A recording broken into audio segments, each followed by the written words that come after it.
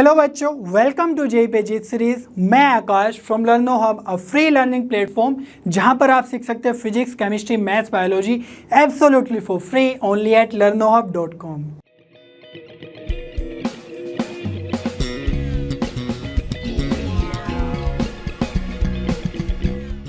बच्चों, आज हम जेई सीरीज में कंटिन्यू करने वाले हैं बायनोमियल थ्योरम का चैप्टर। लास्ट वीडियो में हमने डिविजिबिलिटी और रिमाइंडर के क्वेश्चन सोल्व करना सीखे थे। आज के वीडियो में हम बायनोमियल कोफिशिएंट्स के क्वेश्चन सोल्व करना सीखेंगे और इस टॉपिक से जेई एडवांस में भी क्वेश्चंस पूछ ले जाते हैं, तो ये टॉपिक बहुत ही इंटरेस्टिंग और बहुत ही इंपॉर्टेंट है। तो जो भी आपको इंपॉर्टेंट रिजल्ट लगते हैं वो आपको नोट डाउन करते हुए जाना है, ताकि नेक्स्ट क्वेश्चंस में हम उन रिजल्ट्स को डायरेक्टली यूज कर सके और बहुत सारा टाइम रिड्यूस कर सके, सेव कर सके while solving in the exam. Are you ready? चलिए स्टार्ट करते हैं।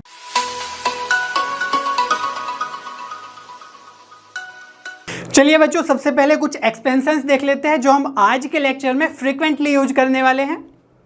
फर्स्ट एक्सपेंशन है 1 प्लस एक्स की पावर n। तो वैसे तो हम यूज कर चुके हैं x प्लस वाई की पावर n, उसको एक्सपेंड कर चुके हैं। तो यहां पर हम स्पेशली इस पे फोकस करेंगे। तो क्या होगा, nc0 1 की पावर, फर्स्ट टर्म की पावर कितनी होती है, n होती है, और x की पावर कितनी होगी, 0, जितना nc 0 के साथ 0 लिखा रहता है। ठीक है।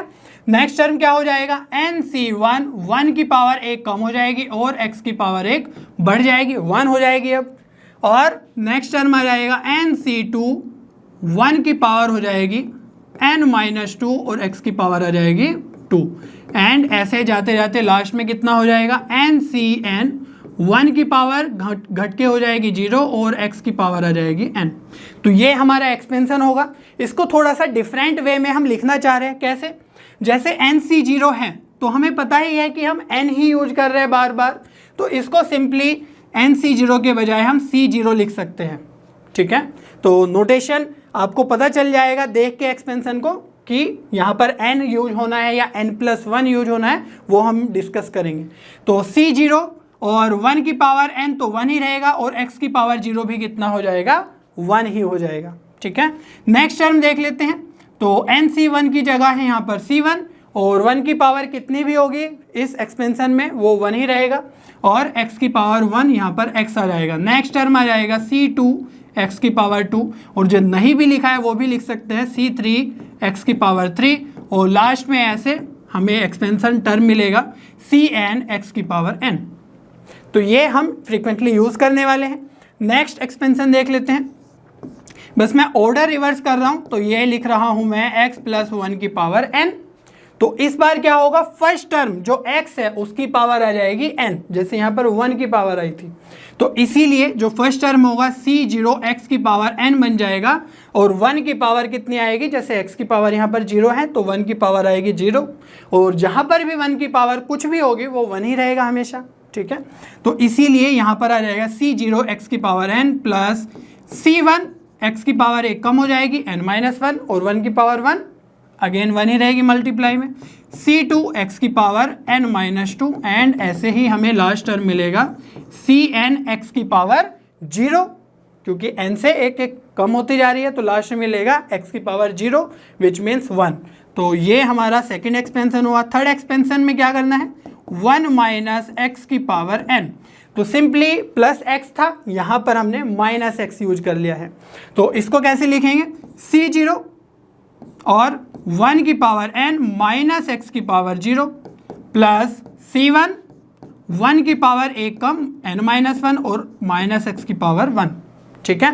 नेक्स्ट टर्म में लिख लेते हैं c2 1 की पावर n-2 और माइनस x की पावर 2, और लास्ट टर्म में हमें क्या मिलेगा, लास्ट टर्म मिलेगा cn 1 की पावर 0 और माइनस x की पावर n। क्लियर है इतनी बात। तो यहां पर इसको थोड़ा सा चेंज कर लेते हैं। तो c0 को तो c0 ही लिखेंगे, 1 की पावर n 1 माइनस x की पावर 0, तो ये हो जाएगा 1। ठीक है। नेक्स्ट टर्म क्या होगा, देखो माइनस एक्स की पावर 1 है, तो जहां पर भी माइनस एक्स की पावर ओड होगी वहां से एक माइनस बाहर आ जाएगा, तो ये हो जाएगा अल्टीमेटली माइनस एक्स, और ये तो 1 लिखा ही हुआ है तो इसीलिए इसको लिख लेंगे minus c1x।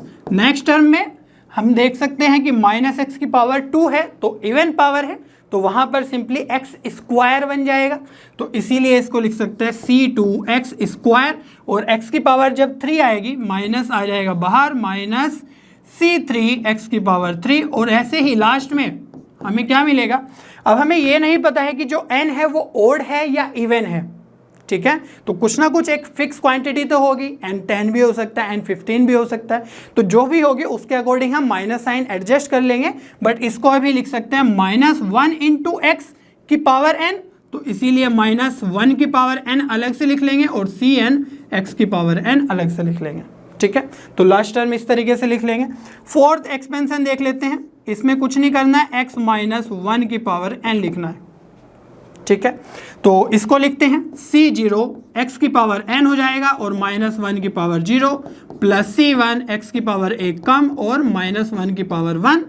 Similarly C2 x⁻n -2 -1 की पावर 2, एंड ऐसे ही हमें जो लास्ट टर्म मिलेगा वो होगा Cn, तो यहाँ पर x की पावर तो 0 हो जाएगी घट के और -1 की पावर बन जाएगी n, ठीक है।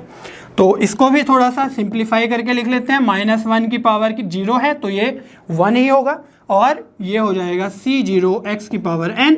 अब यहाँ पर देखो -1 की पावर 1 है, तो यहाँ पर -1 बाहर आएगा, तो इसको इसीलिए लिखेंगे -C1 x⁻n -1 plus C2 x⁻n -2, क्योंकि यहाँ पर पॉजिटिव ही हो जाएगा, -C3 x⁻n -3, और लास्ट में आपको क्या मिलेगा -1 की पावर n। तो अगेन हमें यहाँ पर नहीं पता है कि n हमारा पॉजिटिव है या नेगेटिव है, सॉरी n ओड है या इवन है, तो इसीलिए हम यहाँ पर -1 की पावर n बाहर लिख लेंगे और ये हो जाएगा Cn x⁻0, तो हमारा 1 ही हो जाएगा।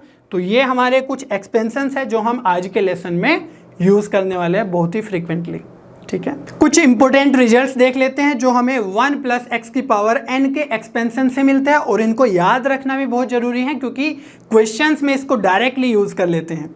चलिए देखते हैं, 1 + x⁻n का एक्सपेंशन हमने अभी देखा, C0 C1x plus C2x² plus C3x³ and so on, और लास्ट में आएगा आपका Cn x⁻n। तो ये हमने देखा है अभी एक्सपेंशन।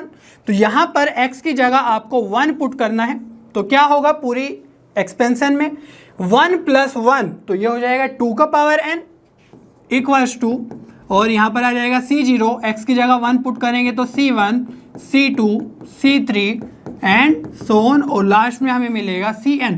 तो 2 की पावर n इक्वल्स टू सभी बाइनोमियल कोफिशिएंट्स का सम मिल गया है। तो ये हमारी एक फॉर्मूला हो गया, इसको आप डायरेक्टली याद रखोगे तो डायरेक्टली क्वेश्चंस में हम इसको यूज़ कर लेंगे, ठीक है। अगर हम x की जगह -1 पुट कर दे तो क्या होगा, 1 + -1, ठीक है, तो ये हो जाएगा 0, तो 0 का पावर n भी कितना हो जाएगा 0, तो यहाँ पर आ जाएगा C0, और जहाँ पर भी x है वहाँ पर हमें -1 पुट करना है, इसलिए आ जाएगा -C1 x² में अगर -1 पुट करेंगे तो x की जगह, तो ये हो जाएगा 1 ही, सिंपली पॉजिटिव +1 मिलेगा, तो ये आ जाएगा C2, और जहाँ पर भी x की पावर ओड है तो वहाँ से आ जाएगा -C3 एंड सो ऑन, और लास्ट में हमें नहीं पता है कि जो n है वो ओड है या पॉजिटिव है, तो इसलिए हम लिख ही नहीं रहे, उसका कुछ ज़्यादा ज़रूरत भी नहीं है, बस इतना पता है कि ये अल्टरनेट साइन चेंज होते रहेंगे, ठीक है। इसको भी मान लो सेकंड आइडेंटिटी, इसको याद करना उतना ज़रूरी नहीं है, बट यहाँ से जो रिजल्ट मिलेंगे उसको भी याद रखना ज़रूरी है। तो अब हम बात करते हैं, अगर हम इन दोनों को ऐड कर दें तो क्या होगा।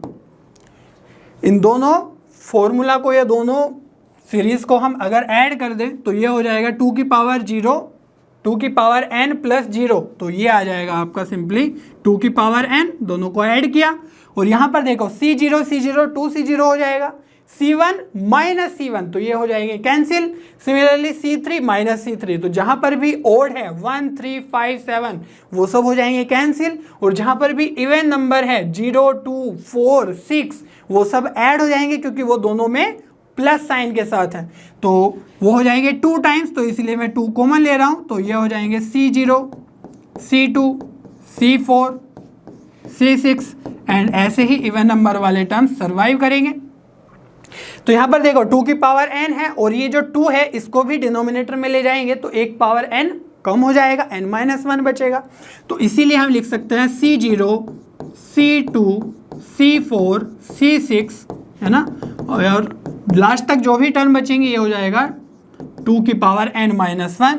तो एक ये भी आपको याद रखने की ज़रूरत है, इसको भी हम फ्रीक्वेंटली यूज़ कर लेंगे डायरेक्टली।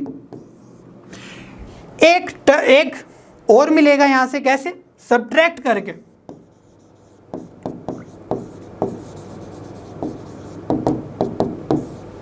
तो अगर हम 1 में से सेकेंड को सब्ट्रैक्ट कर दें तो क्या होगा, देखो C0 माइनस C0, तो ये दोनों प्लस साइन के साथ है लेकिन माइनस कर रहे हैं अब, इसलिए तो ये कैंसिल हो जाएंगे।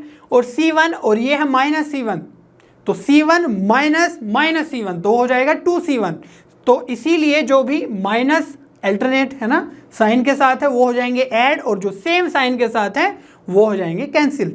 तो इसीलिए हम लिख सकते हैं, और यहाँ पर 2 की पावर n-0, तो ये भी क्या रहेगा, हम इस बार भी 2 की power n 2 times of C1 C3, इस बार ओड नंबर वाले टर्म सर्वाइव करेंगे तो C5 एंड ऐसे ही लास्ट तक हमें मिलेगा।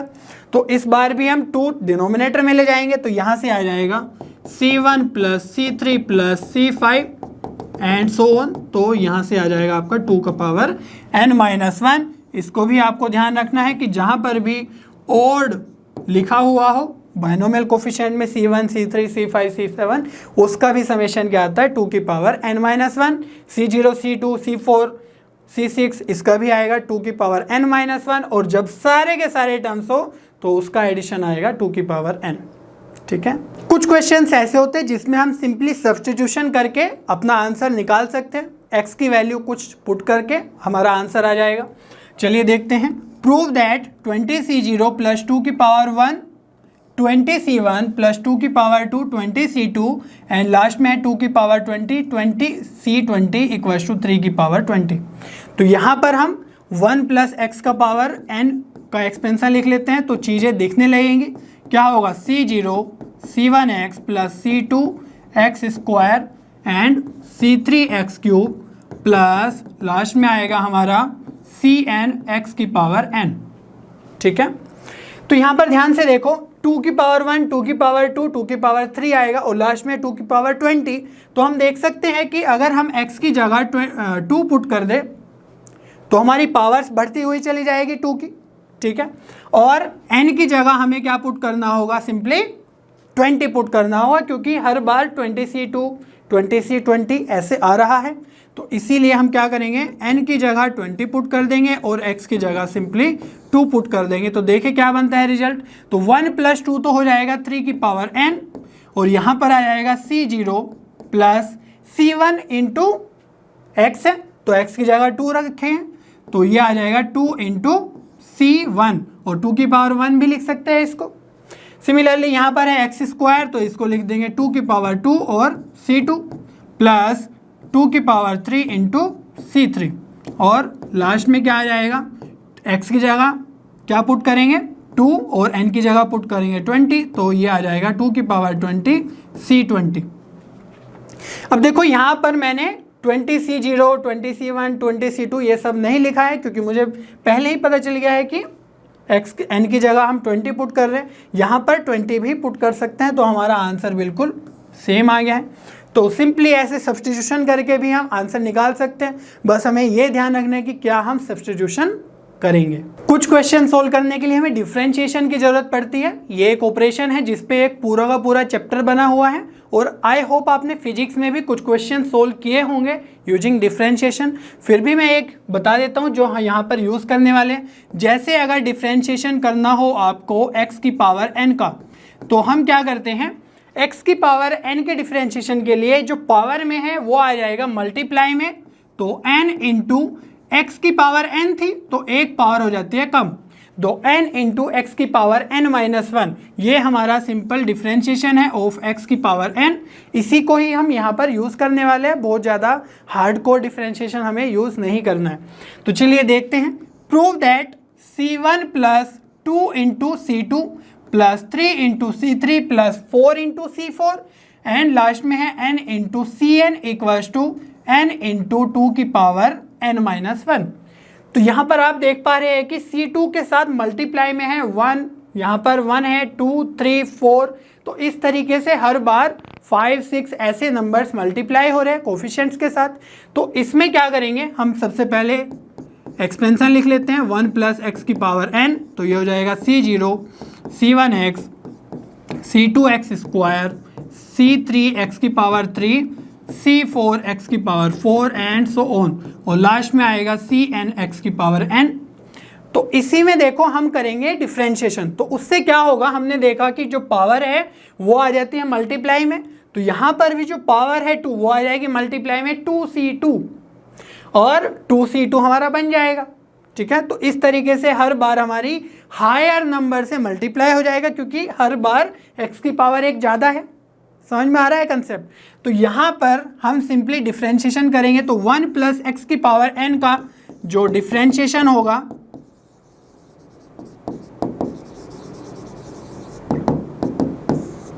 वो क्या होगा, पावर जो है मल्टीप्लाई में आ जाएगी और अंदर लिखेंगे 1 प्लस एक्स सिंपली, और जो पावर है n वो हो जाएगी एक कम n-1, और जो अंदर का टर्म होता है 1 प्लस एक्स उसका भी हम डिफरेंशिएशन करते हैं। तो 1 का डिफरेंशिएशन हो जाएगा 0, और जो x है उसका डिफरेंशिएशन हो जाएगा 1। तो ये आप यहाँ से भी कर सकते हैं कि अगर n की जगह अगर 1 है तो यहाँ पर देखो 1-1 हो जाएगा 0, तो x की पावर हो जाएगी 0, तो इसीलिए 1 बन जाएगा ये। तो यहाँ से आप देखो जो C0 है इसका भी डिफरेंशिएशन हो जाएगा 0। किसी भी कांस्टेंट का डिफरेंशिएशन कितना होता है, 0 होता है हमेशा, और x का डिफरेंशिएशन होगा 1। तो यहाँ पर जो C0 है उसका डिफरेंशिएशन 0, और C1 इंटू एक्स, तो x का डिफरेंशिएशन कितना हो जाएगा 1, और यहाँ पर सिंपली बचेगा C1 प्लस एक्स स्क्वायर का क्या होगा 2 इंटू एक्स, क्योंकि 2 बाहर आ जाएगा तो यह आ जाएगा 2c2x, एंड यहाँ पर 3c3x की पावर 1 कम हो जाएगी, कितनी बन जाएगी 2। सिमिलरली 4c4x की पावर 3 एंड सो ऑन, और लास्ट में क्या होगा n आएगी मल्टीप्लाई में, cnx की पावर 1 कम हो जाएगी n-1। तो ये सब बन रहा है कि नहीं बन रहा है यहाँ पे लेफ्ट हैंड साइड में? नहीं दिख तो नहीं रहा है, क्योंकि यहाँ पर अभी x x x है, तो सिंपली क्या करो x की जगह 1 पुट कर दो तो हमारा काम बन जाएगा। तो अगर हम x की जगह 1 सब्स्टिट्यूट कर देते हैं, तो पहले हमने डिफरेंशिएशन किया, अल्टीमेटली हमें कुछ ना कुछ सब्स्टिट्यूट करना ही होगा। ठीक है, x को हटाना है, और हम देख पा रहे हैं कि 1 प्लस 1 है ना, इसके अंदर कितना हो जाएगा 2, और 2 की पावर n-1, और बाहर n है तो ये आ जाएगा n इंटू 2 की पावर n-1। तो ये तो हमारा राइट हैंड साइड ही बन गया है। ठीक है, और यहाँ पर क्या हो जाएगा C1 प्लस 2c2 प्लस, क्योंकि यहाँ पर x की जगह 1 पुट कर दिया, 3c3 plus 4c4, and last में कितना आ जाएगा n इंटू cn। तो यही हमें प्रूफ करना था, बस ये थोड़ा उल्टा लिखा हुआ है। मेन बात वही है, हमने पहले डिफरेंशिएशन किया और फिर सिंपली सब्स्टिट्यूट कर दिया। इसी क्वेश्चन को हम डिफरेंट वे में यूज सोल्व करेंगे, उसको भी अब आगे देखते हैं। सेम प्रॉब्लम को हम एक डिफरेंट वे में सोल्व करेंगे। यहाँ पर आप देख सकते हो कि जो C1 C2 C3 उसके साथ 1 2 3 4 अप टू n तक मल्टीप्लाइड है, तो इनको हम एक जनरल टर्म में लिखने की कोशिश करते हैं। तो summation equals to sigma T R, और r कहाँ से 1 से लेकर n तक है, यहाँ पर आप देख सकते हो 1 से n तक हमारे टर्म्स जा रहे हैं। तो जो टी आर है अगर उसको हम लिखने की कोशिश करें तो क्या लिख पाएंगे, हम देख पा रहे हैं कि जो फर्स्ट टर्म है उसमें आ जाएगा 1 इंटू C1, सेकेंड टर्म में 2 इंटू C2। तो r की जगह हम सिंपली 1 2 3 इस तरीके से पुट करेंगे तो हमारे टर्म्स बन जाएंगे। तो यहाँ पर हम लिख सकते हैं r इंटू CR। ठीक है, तो r की जगह 1 पुट करेंगे तो फर्स्ट टर्म आएगा, 2 पुट करेंगे सेकेंड टर्म आएगा, 3 पुट करेंगे तो थर्ड टर्म आएगा, और n पुट करेंगे तो लास्ट टर्म आ जाएगा nth टर्म। तो इसीलिए यहाँ पर लिख सकते हैं r इक्वल्स टू 1 से लेकर n। अब इस जो CR है इसको थोड़ा सा एक्सपेंड करने की कोशिश करते हैं, और यहाँ पर हमने n नहीं लिखा हुआ है ऊपर, क्योंकि ये अंडरस्टूड है कि हम n तक ही जा रहे हैं। तो ये NC1 NC2 NC3 and up to NCN है। ठीक है, इतनी बात क्लियर होनी चाहिए। तो इसको थोड़ा सा ओपन करते हैं, क्या होगा, r इंटू सी आर क्या होगा, ये है एन सी आर, ध्यान रखना। तो ये आ जाएगा factorial n upon factorial r into N minus R, ठीक है, और r इक्वल टू 1 से लेकर n तक है हमारा। तो यहाँ पर जो r है और यहाँ पर है फैक्टोरियल r, इसको हम एडजस्ट करने की कोशिश करेंगे। कैसे, ध्यान से देखो, सिग्मा ये हो जाएगा r फैक्टोरियल n और नीचे क्या बना सकते हैं, r into factorial r minus 1। Factorial r को हम ऐसा लिख सकते हैं ना, और ये आ जाएगा फैक्टोरियल n माइनस r। अब इससे बेनिफिट क्या हुआ कि हमारा r और r कैंसिल हो गया है, ठीक है। बट यहाँ पर प्रॉब्लम ये आ गई है कि अब ये फॉर्मूला वैसा नहीं रहा जैसे NCR इस तरीके से हम लिखते हैं, क्योंकि नीचे है r माइनस 1, यहाँ पर है n माइनस r। तो कैसे लिखते हैं हम फॉर्मूला, जब भी हम NCR लिखते हैं तो ये होता है factorial n upon factorial r और n माइनस r। तो ये जो n माइनस r है ये ऊपर और नीचे का डिफरेंस है, ठीक है, n माइनस r। तो यहाँ पर अगर हम यहाँ से फॉर्मूला बनाना चाहे तो कैसे बना सकते हैं, क्योंकि एक टर्म तो हमारा r माइनस 1 आ गया है, ठीक है, और ये वाला है n माइनस r, तो डिफरेंस तो हमें n माइनस r ही रखना है। तो इसलिए क्या करना होगा, इसको बनाना होगा n माइनस 1। तो क्या होगा, ये आ जाएगा n माइनस 1 और नीचे वाला रहेगा r माइनस 1, तो ये आ जाएगा आपका n माइनस r सिंपली, जो भी डिफरेंस होगा, ठीक है। तो इसीलिए हमें n माइनस 1 की जरूरत है, यहाँ पर 1 है, तो n माइनस 1 इसी को क्या लिख देंगे हम, simply sigma n into factorial के अंदर n माइनस 1 और नीचे हमारा बनेगा फैक्टोरियल r माइनस 1 और n माइनस r।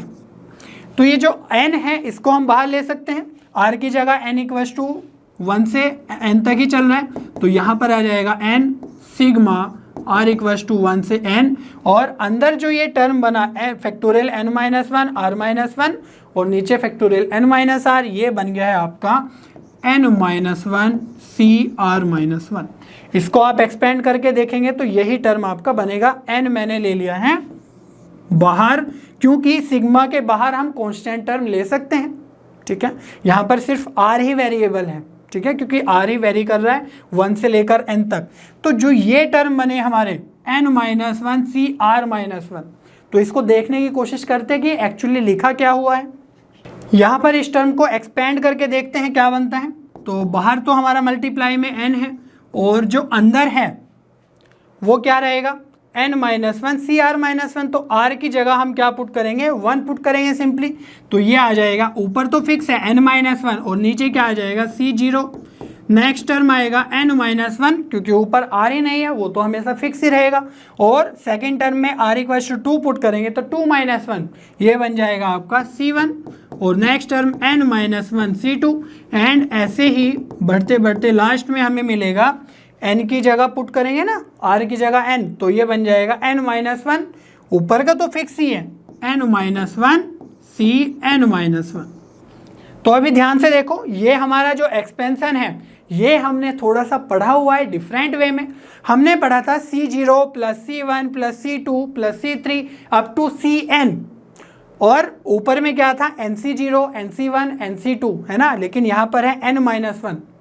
लेकिन यहाँ पर कोई भी प्रॉब्लम नहीं है, क्योंकि हमें जो n माइनस 1 है हम लास्ट में भी n माइनस 1 तक ही जा रहे हैं, ठीक है। तो ये वैसे ही हुआ कि nc0 nc2 nc3 और लास्ट में जा रहे हैं ncn तक, बस n की जगह यहाँ पर n माइनस 1 है, और उसका समेशन हमने देखा था 2 की पावर n, अगर आपको याद हो फर्स्ट में ही हमने बताया था। तो यहाँ पर n माइनस 1 है n की जगह, तो इसीलिए हम इसको लिखेंगे 2 की पावर n माइनस 1, ठीक है। तो यहाँ से आपका s इक्वल टू आ जाएगा n इंटू 2 की पावर n माइनस 1, जो भी हमारे ब्रैकेट के अंदर है।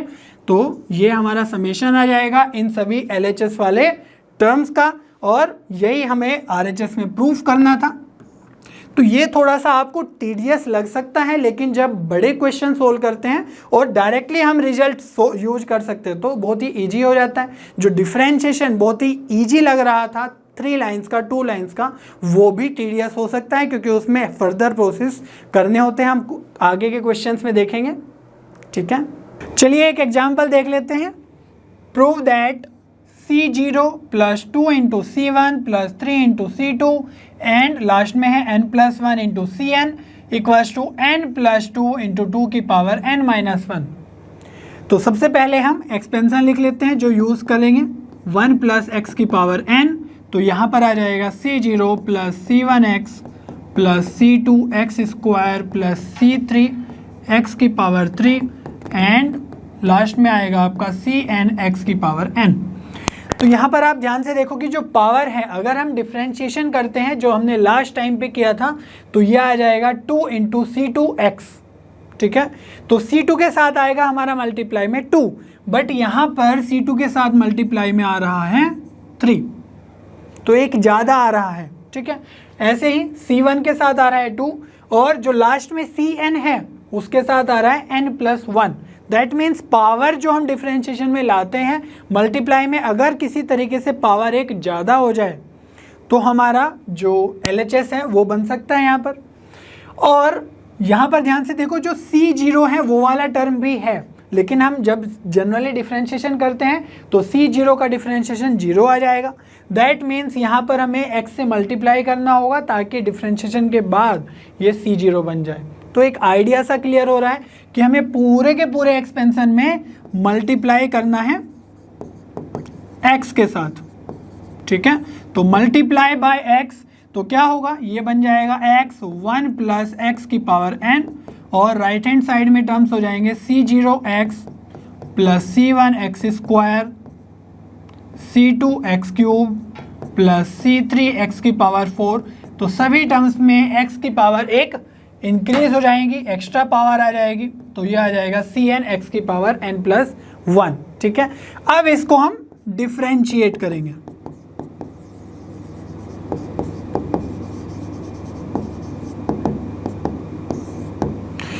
तो यहाँ पर जो लेफ्ट हैंड साइड में है x इंटू 1 प्लस एक्स की पावर n, तो x की पावर ये 1 है, ठीक है। तो ये जो 2 टर्म्स है इसमें हम प्रोडक्ट रूल यूज़ कर लेंगे। तो क्या होता है, जैसे अगर u v है तो उसका डिफ्रेंशिएशन करना हो तो पहले हम u का करेंगे, v को छोड़ देंगे, प्लस फिर u को छोड़ देंगे और v का करेंगे। तो एक बार एक टर्म का करते हैं, दूसरे को एज इट इज छोड़ देते हैं। तो यहाँ पर x की पावर 1 का डिफ्रेंशिएशन कितना आ जाएगा, 1 आ जाएगा इंटू 1 प्लस एक्स की पावर n प्लस फिर x को एज इट इज छोड़ देंगे तो ये आ जाएगा सिंपली x और 1 प्लस एक्स की पावर n का आप डिफ्रेंशिएशन करना है तो बाहर आ जाएगा मल्टीप्लाई में n, जैसा हम पहले से करते आ रहे हैं, और 1 प्लस एक्स की पावर बन जाएगी n-1 और 1 प्लस एक्स का डिफ्रेंशिएशन भी कितना आ जाएगा 1।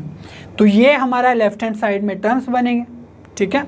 तो अब ध्यान से देखो राइट हैंड साइड में क्या होगा, C0x का डिफ्रेंशिएशन C0, C1x स्क्वायर का डिफ्रेंशिएशन 2C1x और फिर आएगा 3C2x स्क्वायर एंड लास्ट में क्या आ जाएगा n+1 जो पावर में है वो मल्टीप्लाई में आ जाएगा और Cn x की पावर n। तो यहाँ पर हम ध्यान से देख सकते हैं कि अब अगर x में हम 1 वैल्यू पुट कर दे तो हमारा जो ये है राइट हैंड साइड में है वो हमारा LHS बन जाएगा जो हमें प्रूफ करना है, ठीक है। तो यहाँ पर अब पुट x इक्वल्स टू 1 तो क्या होगा, लेफ्ट हैंड साइड में देखो ये तो 1 ही है, 1 प्लस 1 कितना हो जाएगा 2, तो ये बन जाएगा फर्स्ट टर्म हमारा 2 की पावर n प्लस यहाँ पर 1 पुट करेंगे कुछ इफेक्ट नहीं होगा, 1 प्लस 1 ये कितना बन जाएगा 2 की पावर n-1, तो यहाँ से हम n इंटू 2 की पावर n-1 लिख लेंगे। तो यहाँ पर देखो C0 x की जगह 1 पुट करेंगे तो 2C1 plus 3C2 plus and so on और लास्ट में आ जाएगा हमारा n+1 Cn, ठीक है। यही तो हमें लाना था लेफ्ट हैंड साइड में। तो जो हमारा राइट हैंड साइड में लिखा हुआ है वो अभी थोड़ा डिफरेंट फॉर्म में है यहाँ से, तो इसमें क्या करेंगे हम सिंपली देखो 2 की पावर n-1 कॉमन है ना, तो यहाँ से भी 2 की पावर n-1 कॉमन ले लेते हैं। तो यहाँ पर जो 2 की पावर n है और हमने एक कम पावर कॉमन ली है, समझ पा रहे हो, इसको हम कैसे लिख सकते हैं, इसको लिख सकते हैं 2 इंटू 2 की पावर n-1, ये बेसिकली 2 की पावर n ही लिखा हुआ है क्योंकि यहाँ पर पावर 1 है तो ऐड हो जाएंगी, मल्टीप्लाई में पावर तो 2 की पावर n ही है, तो हमने ये वाला टर्म कॉमन ले लिया तो अंदर कितना बचेगा 2, और यहाँ से ये वाला टर्म कॉमन आ गया तो यहाँ पर बचेगा n। ठीक है, तो ये फाइनली क्या हुआ n+2 इंटू 2 की पावर n-1, और इक्वल्स टू में क्या है वही जो हमारा क्वेश्चन है C0 2C1 3C2 प्लस और लास्ट में है n+1 Cn। तो इस तरीके से आप सिंपली इसको सोल्व कर सकते हैं, तो ये हमारा फाइनल आंसर हो जाएगा। ठीक है, चलिए सेम क्वेश्चन को डिफरेंट मेथड से सोल्व करने की कोशिश करते हैं, जो हमने सीखा है समेशन मेथड। तो यहाँ पर ये जो मेथड है डिफरेंशिएशन का, ये हमारा मेथड 1 हो गया है। ठीक है, और ये आ जाएगा हमारा मेथड 2। तो चलिए देखते हैं क्या करना होता है। Summation of sigma T R, और जो आर का वैल्यू कहाँ से कहाँ तक है, देखो यहाँ पर 0 है। ठीक है, 1 2 3 अप टू n तक है, तो आर का वैल्यू आ जाएगा 0 से लेकर n तक। और टी आर जनरल टर्म क्या होगा उसको ध्यान से देखने की कोशिश करते हैं। तो हम जहाँ पर भी देख रहे हैं C1 C2 C3 है ना, तो वहाँ पर जो मल्टीप्लाई में वो एक एक्स्ट्रा मल्टीप्लाई में हो रहा है। जैसे यहाँ पर Cn है तो एक एक्स्ट्रा मल्टीप्लाई में n+1, तो इसीलिए जब हम जनरल टर्म लिखेंगे तो ये आ जाएगा r+1 CR, और r का वैल्यू है 0 से लेकर n तक। ठीक है, अब जो समेशन है वो उसको स्प्लिट कर सकते हैं हम, जो बीच में ये प्लस साइन है तो r इंटू CR अलग से लिख लेंगे और 1 इंटू CR अलग से लिख लेंगे। तो ये हमारा आ जाएगा simply sigma RCR, r equals to 0 से n तक, प्लस सिग्मा CR, r का वैल्यू 0 से n तक। तो जो RCR है और जो CR है ये बहुत ही फेमिलियर टर्म्स है, जो हमने पीछे क्वेश्चन सोल्व किए हैं, और कुछ डायरेक्ट मैंने बताया था कि ये रिजल्ट आपको याद रखने हैं। तो यहाँ पर अगर आप ध्यान से देखो r इक्वल्स टू 0 पुट करेंगे तो ये आ जाएगा 0C0, तो 0 से मल्टीप्लाई हो रहा है तो ओवरऑल टर्म 0 ही आ जाएगा। लेकिन जब r इक्वल्स टू 1 पुट करेंगे तो ये आ जाएगा 1 into C1, and r equals to 2 में 2 इंटू C2, 3 इंटू C3, और ये तो हमने लास्ट क्वेश्चन ही सोल्व किया है। ठीक है, और यहाँ पर सिग्मा CR, तो R की जगह 0 पुट करेंगे तो C0 C1 C2, और ये वाला तो और भी ज़्यादा फेमिलियर है, सभी बाइनोमियल कोफिशिएंट्स का सम। तो लास्ट क्वेश्चन का जो रिजल्ट था वो क्या आया था n इंटू 2 की पावर n-1 प्लस, और यहाँ से हम क्या सोल्व करते हैं 2 की पावर n आता है सोल्व करके। ठीक है, तो सिंपली यहाँ से 2 की पावर n-1 आपको कॉमन ले लेना है, तो यहाँ से बचेगा n, और यहाँ से कितना आ जाएगा 2 की पावर n है, एक ज़्यादा है तो यहाँ से 2 की पावर 1 बचेगी, तो ये आ जाएगा सिंपली 2। तो अगर आपको बेसिक रिजल्ट्स याद हैं तो आप डायरेक्टली यहाँ से बहुत ही ईजीली सोल्व कर सकते हैं, बहुत ज़्यादा टाइम इसमें नहीं लगने वाला है। ठीक है बच्चों, अभी तक जो हमने क्वेश्चंस देखे उसमें बाइनोमियल कोफिशिएंट के साथ मल्टीप्लाई में टर्म्स थे, तो इसलिए वहाँ पर हम डिफरेंशिएशन की हेल्प से कर पा रहे थे उनको इजीली सोल्व, क्योंकि डिफरेंशिएशन में जो पावर है वो मल्टीप्लाई में आ जाता है। बट अगर इस तरह के क्वेश्चंस देखें जिसमें जो टर्म है वो डिनोमिनेटर में हो, तो यहाँ पर हम डिफरेंशिएशन की हेल्प से इजीली सोल्व नहीं कर सकते हैं। तो यहाँ पर हम डिफरेंट टेक्निक यूज करते हैं। इंटीग्रेशन डिफरेंशिएशन का ही एक रिवर्स प्रोसेस है। तो डिफरेंशिएशन में क्या करते थे, पावर मल्टीप्लाई में और एक पावर कम हो जाती थी, बट यहाँ पर अगर x की पावर n का इंटीग्रेशन करना हो तो सिंपली ये सिंबल बनाओ, dx लिखो, तो इसका आंसर आएगा पावर हम एक इंक्रीज करेंगे, डिफरेंशिएशन में डिक्रीज करते थे, यहाँ पर इंक्रीज करेंगे, और डिनोमिनेटर में आएगा n+1, जो पावर बन गई है उसी को हम डिनोमिनेटर में लिख देंगे। ठीक है, तो डिफरेंशिएशन में हम मल्टीप्लाई करते थे, यहाँ पर डिनोमिनेटर में आएगा। तो इस फॉर्मूले को हम यूज़ करेंगे इस क्वेश्चन को सोल्व करने के लिए। Prove that C0 plus C1/2 plus C2/3 and last में है Cn/n+1 इक्वल्स टू 2 की power n+1 minus 1 upon n+1। ठीक है, तो सिंपल एक्सपेंशन का यूज़ करेंगे, 1 प्लस एक्स की पावर n इक्वल्स टू कितना हो जाएगा C0 plus C1x plus C2x square plus C3x की पावर 3, और लास्ट में आ जाएगा Cn x की पावर n। ठीक है। तो इस एक्सपेंशन में हमें सिंपली इंटीग्रेशन करना है, तो कैसे करेंगे, ये सिंबल बनाओ और dx, और इस पूरे को ही हमें इंटीग्रेट करना है, तो यहाँ पे कर लेंगे हम dx। ठीक है। अब टू टाइप्स के इंटीग्रेशन होते हैं, डेफिनेट और इनडेफिनेट। तो जो इनडेफिनेट है उसमें जब हम इंटीग्रेशन करते हैं तो एक कांस्टेंट आ जाता है, उसके लिए हम इनडेफिनेट इंटीग्रेशन नहीं करेंगे, यहाँ पर हम डेफिनेट इंटीग्रेशन करेंगे। तो डेफिनेट में क्या होता है, हमें लिमिट्स पुट करनी होती है, जैसे यहाँ पर भी हम क्या करेंगे, 0 से लेकर x तक इंटीग्रेशन करेंगे, 0 से लेकर x तक इंटीग्रेशन करेंगे। तो इसकी वजह से हमारा कोई भी कांस्टेंट टर्म नहीं आएगा, है ना, प्रोसेस में। तो यहाँ पर सिंपली 1 प्लस एक्स की पावर n का इंटीग्रेशन करना है, तो पावर एक इंक्रीज कर देंगे, तो 1 प्लस एक्स की पावर n और +1, और डिनोमिनेटर में आ जाएगा हमारा n प्लस 1, और जो लिमिट है 0 से x ये हम यूज़ कर लेंगे, इक्वल्स टू, यहाँ पर देखो सारे के सारे जो टर्म्स हैं उनको इंटीग्रेट करना है, तो बीच में प्लस प्लस प्लस है, तो सभी को इंटीग्रेट करके हम प्लस प्लस प्लस बीच में पुट कर देंगे। तो C0 को अगर इंटीग्रेशन करना हो, ये कांस्टेंट टर्म है, तो हमें इंटीग्रेशन करना है x का, तो हमने अभी सीखा कि x की पावर n का हम इजीली कर सकते हैं। तो C0 को मैं डिफरेंटली इंटीग्रेट करूँगा x की पावर 0 लिख के, क्योंकि x की पावर 0 भी 1 के ही इक्वल है, तो ये बेसिकली C0 ही लिखा हुआ है। लेकिन हम यहाँ पर अगर C0 इंटू एक्स की पावर 0 का इंटीग्रेशन करेंगे तो क्या आएगा, C0 कांस्टेंट है उसका एज इट इज़, और x की पावर 1 इंक्रीज हो जाएगी, तो क्या होगा 0 + 1 अपॉन 0 + 1 1। ठीक है। तो x की पावर 1 हो जाएगी फाइनली अपॉन 1, तो यह आ जाएगा आपका आंसर C0x। ठीक है। C1x, तो x की पावर 1 है यहाँ पर, ठीक है, तो एक पावर इंक्रीज हो जाएगी, 2 हो जाएगी, और डिवाइड भी 2 से कर देंगे, तो यह आ जाएगा C1x की पावर 2/2 प्लस C2x की पावर 3/3 प्लस C3x की पावर 4/4। क्लियर है इतनी बात। अब देखो C3 के नीचे 4 आ रहा है, C2 के नीचे 3 आ रहा है, ऐसे। ठीक है। तो हमारा काम बन रहा है, और लास्ट में हमारा टर्म आएगा Cn x की पावर n + 1 अपॉन n + 1, और ये जो लिमिट है वो रहेगी 0 से x तक। क्लियर है इतनी बात। तो जो लिमिट है उसको हम कैसे अप्लाई करते हैं, ये बहुत सिंपल है।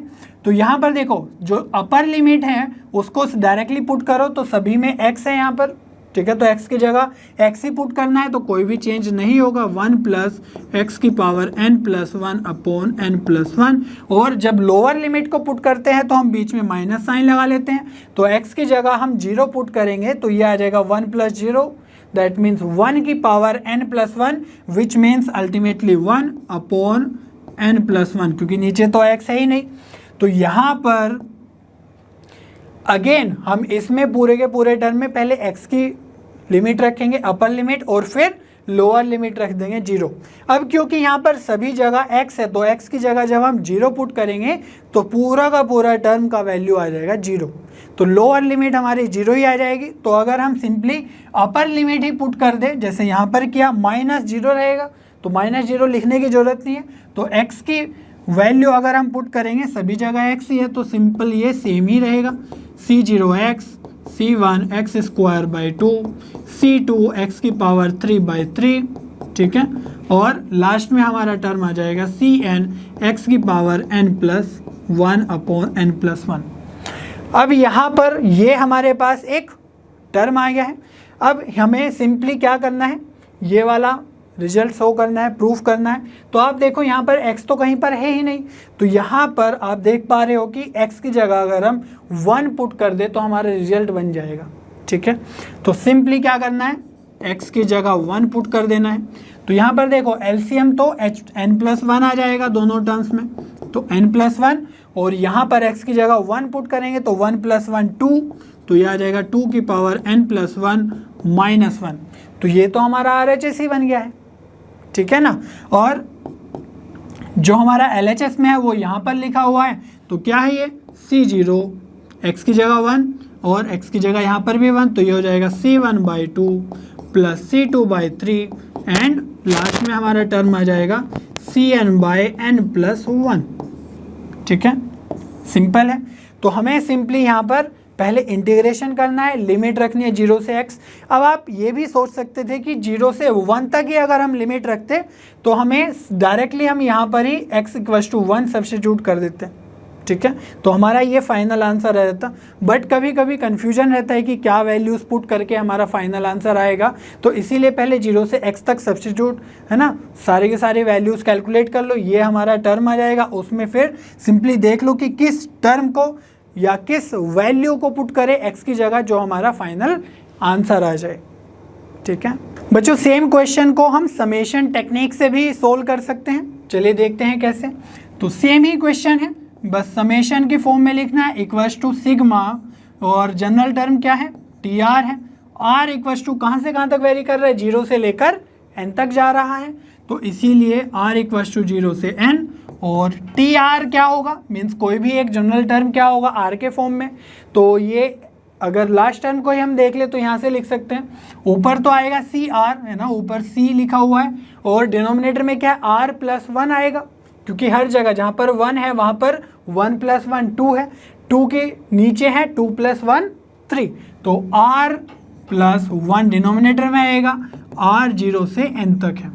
तो इसको हम सिंपली एक्सपेंड करने की कोशिश करते हैं, तो ये बेसिकली NCR ही लिखा हुआ है, ठीक है, उसमें कोई डाउट नहीं होना चाहिए।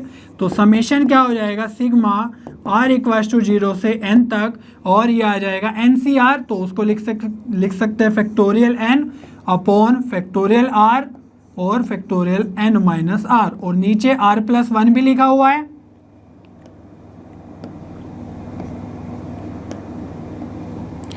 तो नीचे लिख देते हैं r + 1, ठीक है। तो यहाँ पर जो r + 1 है वो r फैक्टोरियल r के साथ मल्टीप्लाई करके क्या बना देगा, फैक्टोरियल r + 1, ठीक है। तो इसके कारण थोड़ी सी प्रॉब्लम आ जाएगी यहाँ पर, फिर फॉर्मूला बनाना होगा हमें, देखो ध्यान से। तो यहाँ पर आ जाएगा सिग्मा, ऊपर तो फैक्टोरियल n ही रखेंगे, और नीचे क्या है, फैक्टोरियल r + 1 बन जाएगा, और ये आएगा फैक्टोरियल n - r, ठीक है। और जो सिग्मा है r = 0 से लेकर n तक है। तो यहाँ पर ध्यान से देखना है, ये है फैक्टोरियल r + 1। तो जब हम कोई भी ये लिखते हैं NCR, तो फैक्टोरियल n फैक्टोरियल r और उन दोनों का डिफरेंस। लेकिन यहाँ पर क्या लिखा हुआ है, r + 1 नीचे आएगा, ठीक है, लेकिन ये जो n - r है डिफरेंस, ये n के साथ तो नहीं आएगा। तो हम क्या करेंगे, ऊपर भी n + 1 बनाने की कोशिश करेंगे, क्योंकि n + 1 माइनस r + 1, तो ये कितना आ जाएगा, सिंपली n - r, ठीक है। तो अगर हम किसी तरीके से ऊपर फैक्टोरियल n + 1 बना देते हैं, तो हमारा एक ये सिंबल बन जाएगा n + 1 CR + 1 का, तो यहाँ पर हम n + 1 से मल्टीप्लाई कर देते हैं, ठीक है। और ये मल्टीप्लाई क्या है, तो डिवाइड भी करना होगा n + 1 से। अब क्योंकि जो n है वो वेरिएबल नहीं है, वेरिएबल तो यहाँ पर r है, ठीक है, r ही वेरी कर रहा है, तो इसलिए मैं बाहर ही डिवाइड कर देता हूँ n + 1 से। बेसिकली यहाँ पर डिवाइड किया और यहाँ पर मल्टीप्लाई किया, सेम बात है। तो सिंपली s क्या लिख सकते हैं हम, 1/n + 1 तो रहेगा, और सिग्मा के अंदर ये वाला पूरा का पूरा टर्म क्या बन जाएगा, फैक्टोरियल n + 1, ठीक है। तो factorial n + 1 upon factorial r + 1, और ये आ जाएगा n - r, r = 0 से लेकर n तक। तो बेनिफिट क्या हुआ है इसका, 1/n + 1, और यहाँ पर लिख सकते हैं सिग्मा r = 0 से n, और ये जो फॉर्मूला बना, ठीक है, ये किसका एक्सपेंशन है, ये है n + 1 CR + 1 का, ठीक है। यहाँ से आप क्रॉस चेक कर सकते हो, उल्टा लिख के देख सकते हो, तो यही आएगा आपका। तो यहाँ पर अब ध्यान से देखने की जरूरत है कि n + 1 CR + 1 एक्चुअली में लिखा क्या हुआ है, ठीक है। तो इसको थोड़ा एक्सपेंड करते हैं, r की वैल्यू पुट करके, तो ये है 1/n + 1, और ये कितना लिखा हुआ है, r = 0 है। तो यहाँ पर जब हम r की वैल्यू 0 पुट करेंगे तो ये आ जाएगा n + 1 C1, क्योंकि ऊपर तो n + 1 है, वहाँ पर r ही नहीं है, तो वो तो हमेशा कांस्टेंट ही रहेगा। तो ये आ जाएगा आपका n + 1 C1 प्लस r की जगह हम 1 पुट करेंगे तो ये आ जाएगा n + 1 C2, क्योंकि 1 + 1 2 हो जाएगा। तो n + 1 C2 plus n + 1 C3, and ऐसे ही हमारा बढ़ते रहेगा सारे का सारा टर्म्स, और लास्ट में मिलेगा n + 1 C, n पुट करेंगे, ठीक है, r की जगह, तो ये आ जाएगा n + 1, ठीक है। तो यहाँ पर आप ध्यान से देखो ये लिखा क्या हुआ है बेसिकली, यहाँ पर n+1 C1 C2 C3 है ना, लास्ट में है n+1, ठीक है।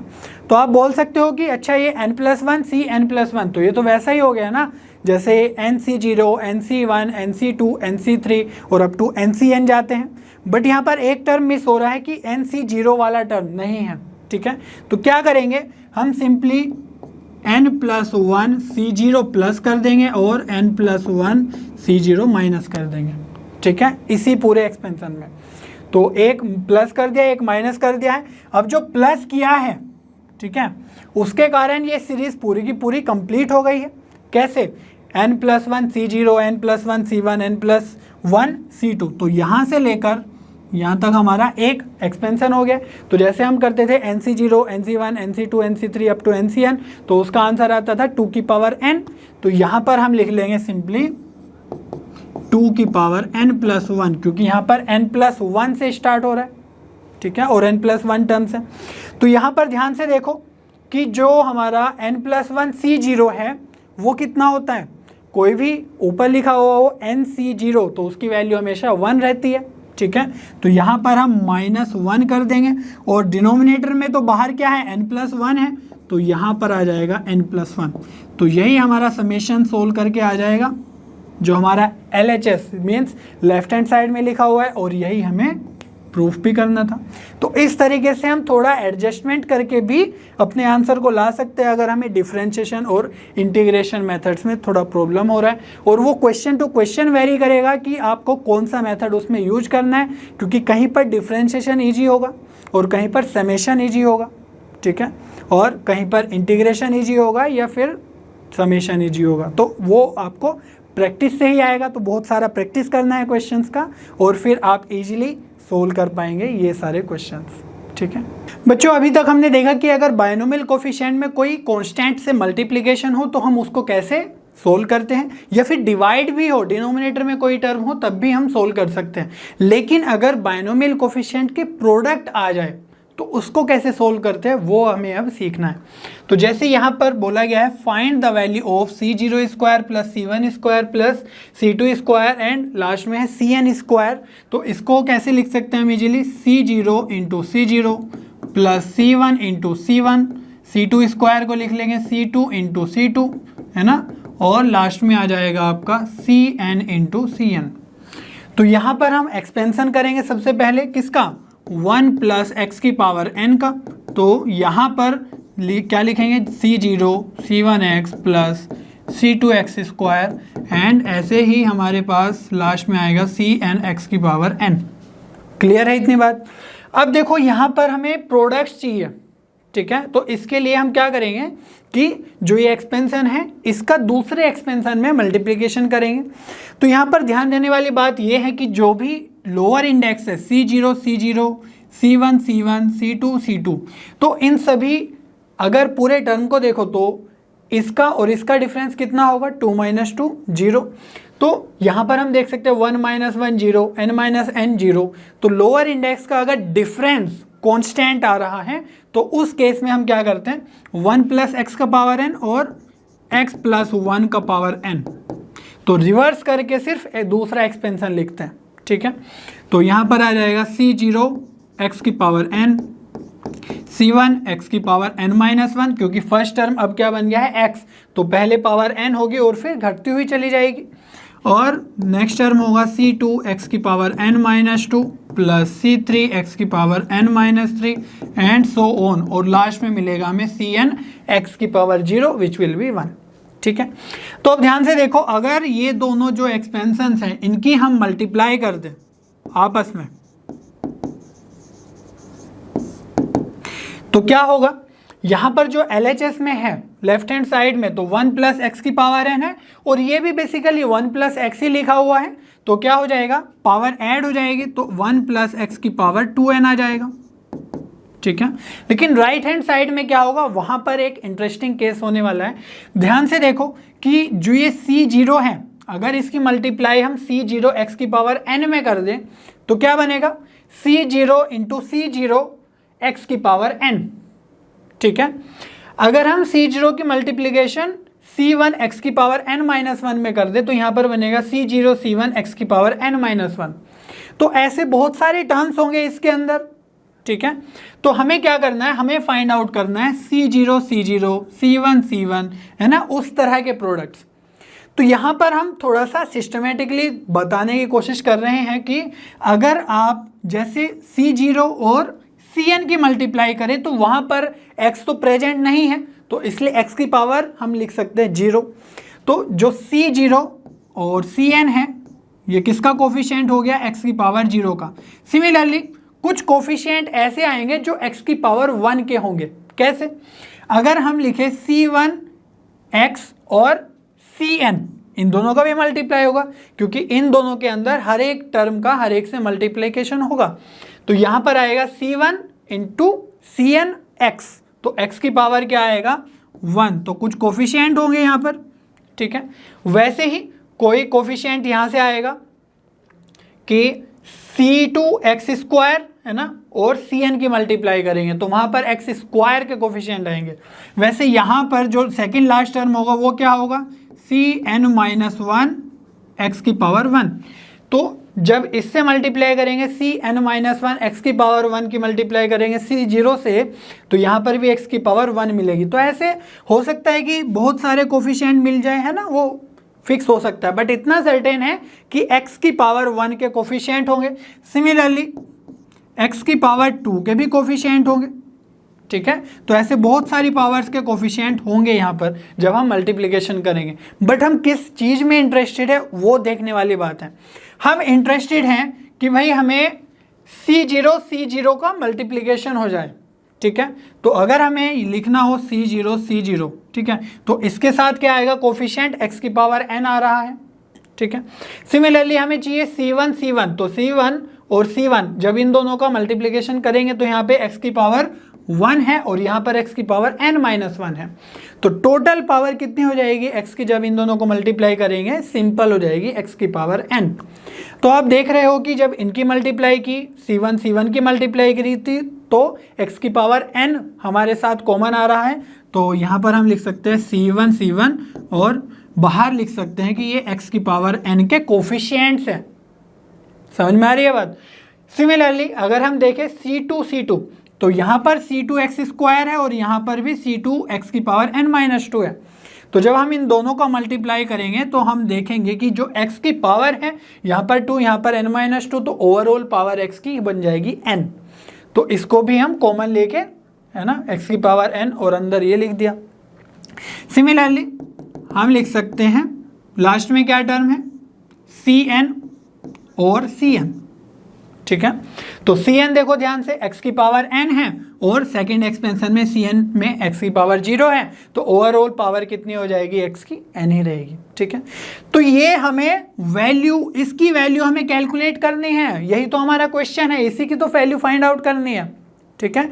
और ये क्वेश्चन कहाँ जनरेट हो रहा है, वो इसके एक्सपेंशन में 1 + x की पावर 2n के एक्सपेंशन में x की पावर n का जो कोफिशिएंट है वहाँ पर वो, है ना, हमारा क्वेश्चन जनरेट हो रहा है। तो अगर हमें इस टर्म की वैल्यू फाइंड आउट करनी है तो बहुत सिंपल है कि भाई कोफिशिएंट ऑफ x की पावर n फाइंड आउट कर लो in the expansion of 1 + x की पावर 2n में, ठीक है। और ये तो हम करते ही आ रहे हैं लास्ट लेक्चर्स में।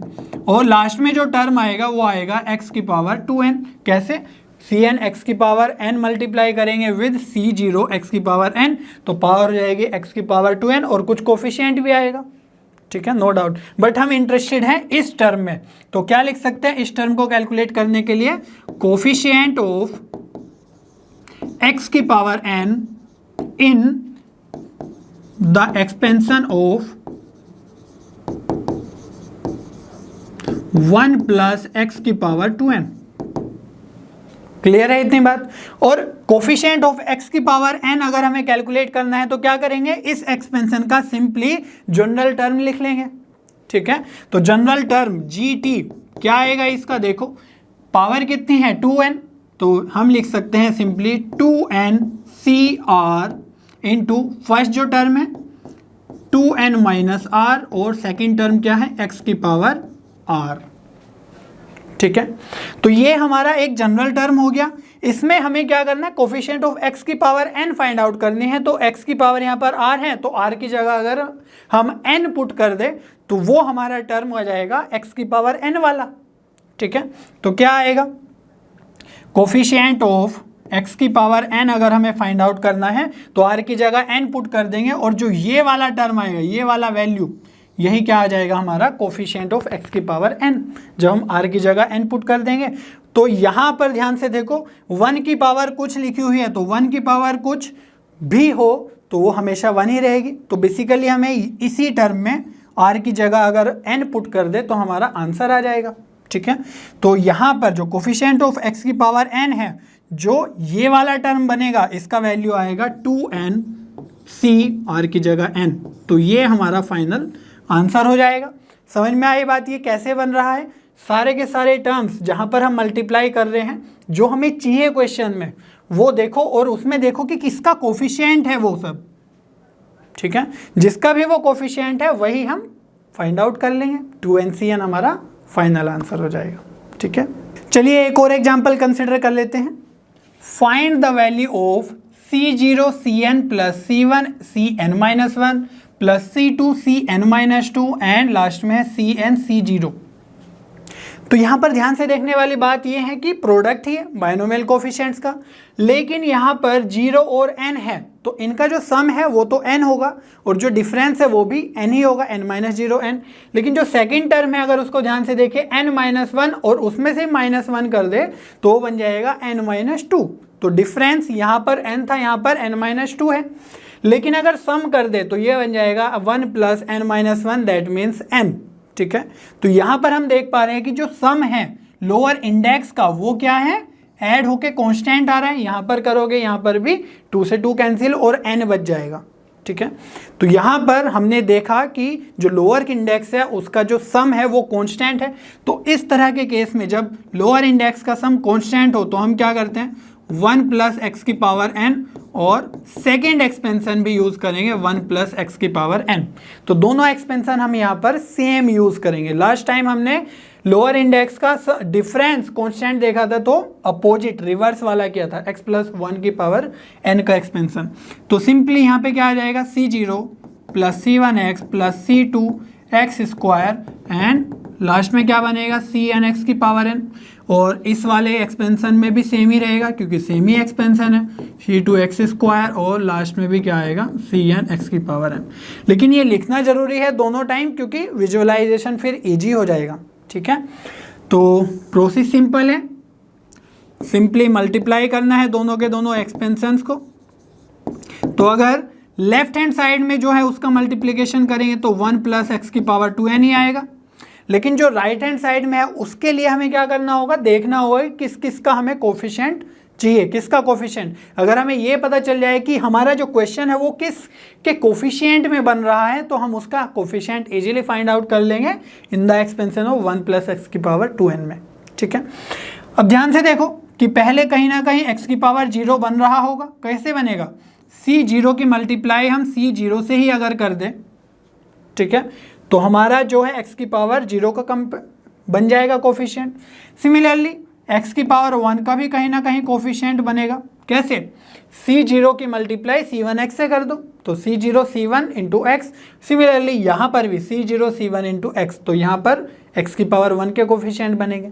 बट हम इंटरेस्टेड है कि हमारा जो क्वेश्चन है वो कहाँ बनेगा, उसको देखने की कोशिश करते हैं। ठीक है, तो हमें क्या बनाना है, C0 Cn, तो यहाँ पर C0 है और यहाँ पर Cn है, तो C0 Cn, और मल्टीप्लाई में x की पावर कितनी है, यहाँ पर x की पावर 0 है, यहाँ पर x की पावर n है। ठीक है, तो हम क्या करेंगे, x की पावर n कॉमन ले लेंगे सिंपली यहाँ से। सेकंड टर्म देखते हैं, तो सेकंड टर्म है C1 Cn माइनस 1, तो C1 ये रहा और Cn माइनस 1 यहाँ पर होगा। इससे पहले Cn माइनस 1 x की पावर n माइनस 1 होगा यहाँ पर। ठीक है, एक पावर कम हो गई x की।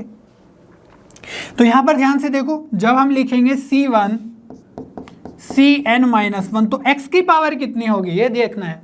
तो यहाँ पर x की पावर 1 है और यहाँ पर x की पावर n माइनस 1 है, तो जब पावर ऐड होगी x की तो यहाँ पर 1 और 1 कैंसिल हो जाएगा, तो x की पावर n ही हमारा फाइनल आएगा, ठीक है। और उसका जो कॉमन पार्ट है, कोफिशिएंट है, वो हमने ब्रैकेट के अंदर लिख लिया। लास्ट टर्म जो है हमारा Cn C0, तो Cn तो ये रहा और C0 ये रहा, तो यहाँ पर भी अगर हम लास्ट टर्म लिख दें तो Cn C0, इसमें भी x की पावर कितनी है, यहाँ पर x की पावर n है और यहाँ पर x की पावर 0 है, दैट मीन्स यहाँ पर भी कॉमन आ जाएगा x की पावर n। तो ये वाला जो हमारा क्वेश्चन बन रहा है यही हमें फाइंड आउट करना है।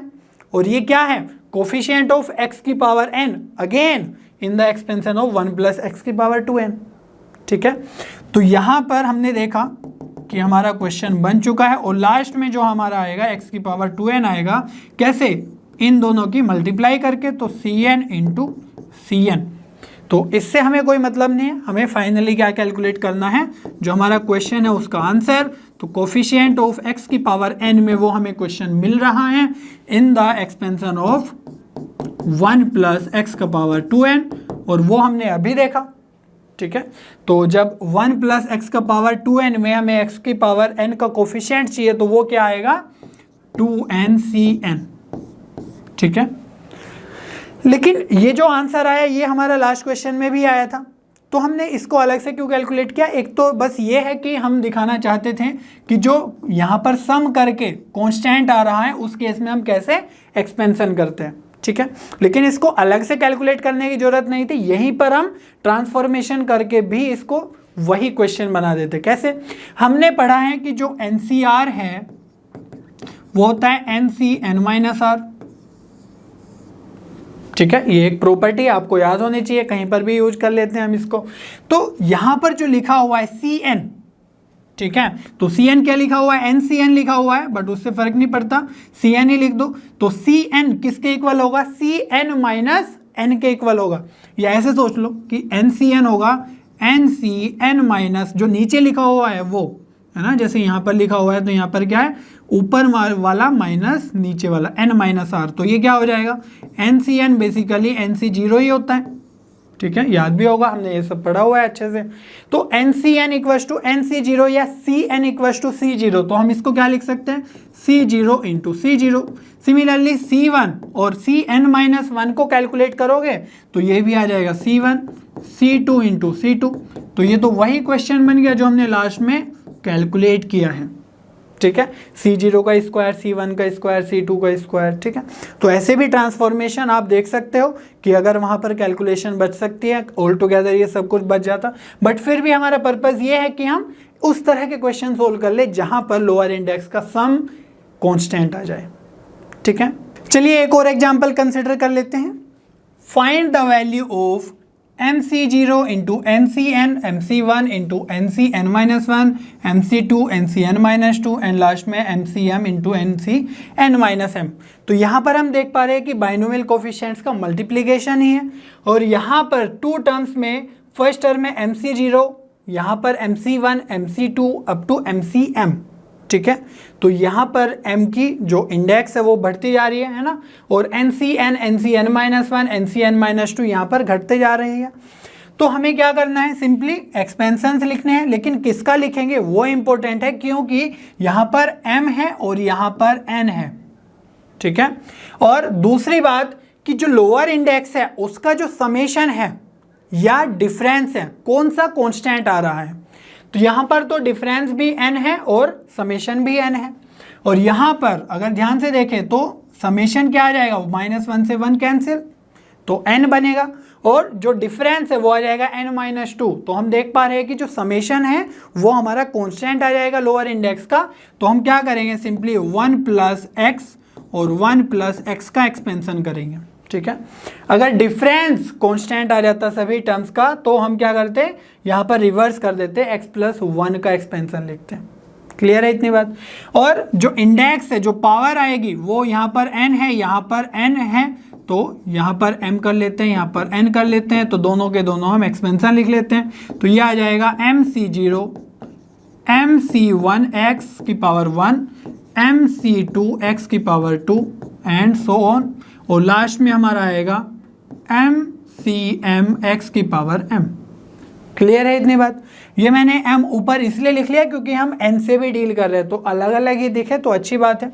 और यहाँ पर बनेगा nc0 plus nc1x plus nc2x की पावर 2, और एक टर्म इसमें स्पेशल बनेगा, ये वाला जो लास्ट वाला टर्म है, क्या बनेगा ncn माइनस m, और x की पावर भी होगी n माइनस m प्लस, और जो सेकेंड लास्ट टर्म है वो बनेगा हमारा nCn माइनस m, क्योंकि n है ना टोटल इंडेक्स, तो उससे फर्स्ट वाला टर्म बनेगा n माइनस 1, और जो बिल्कुल लास्ट वाला टर्म है वो बनेगा nCn x की पावर n। क्लियर है इतनी बात।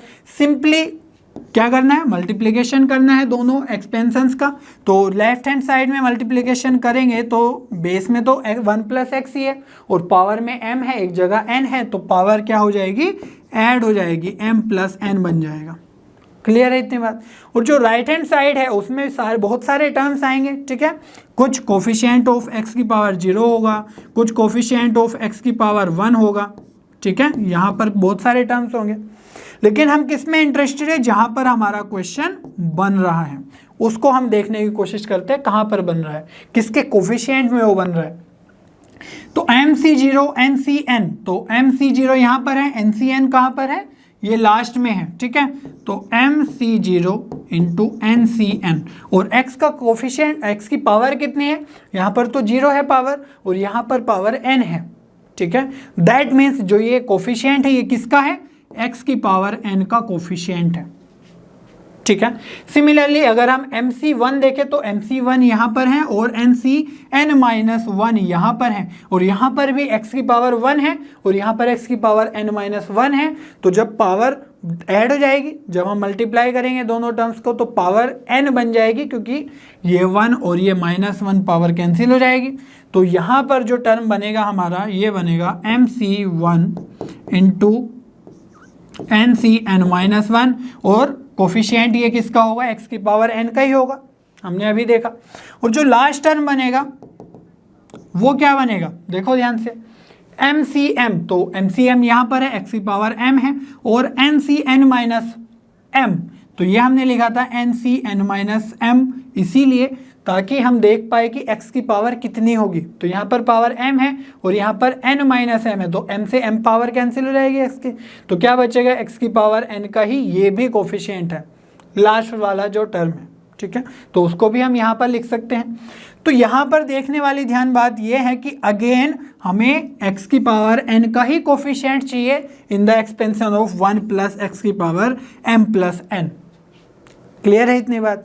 तो क्या चाहिए हमें, कोफिशिएंट ऑफ x की पावर n इन 1 प्लस x की पावर m प्लस m, और ये क्या आता है, तो जो भी है m प्लस n c, और किसका कोफिशिएंट चाहिए, n का चाहिए, तो इसीलिए हम यहाँ पर लिख देंगे n। तो ये हमारा फाइनल आंसर हो जाएगा। इन सब का समेशन क्या है, m plus n cn।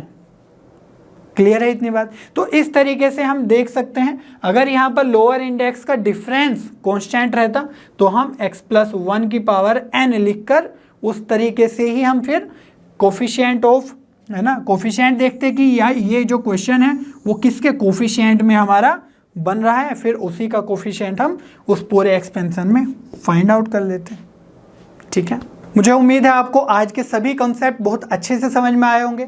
Next video में हम मल्टीनोमियल थ्योरम और फ्रैक्शनल इंडेक्स और नेगेटिव इंडेक्स को कैसे एक्सपेंड करें वो सब करना सीखेंगे। तब तक लर्न हब पे बने रहिए, क्योंकि लर्न हब पे सभी कंटेंट फ्री है पर बेस्ट है।